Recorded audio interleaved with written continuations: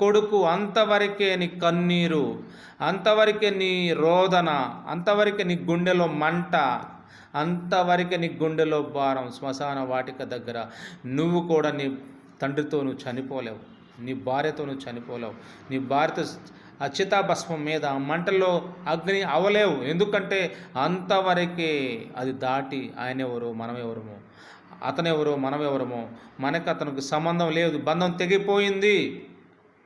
దీనికోసమే 3 నాళ్ళ ముచ్చట కోసం ఈ మనిషి పడే తపన చూడరా, తపన తపన, ఇది నాది, అది నాది, అది నాది, అది నాకుంటే బాగుండు, ఇది నాకుంటే బాగుండు, సో ఇదంతా నాదే, ఈ భూమి అంతా నాదే, ఈ బిల్డింగ్ అంతా నాదే, ఈ జాగా అంతా నాదే, ఈ డబ్బు అంతా నాదే, ఈ బంగారం అంతా నాదే.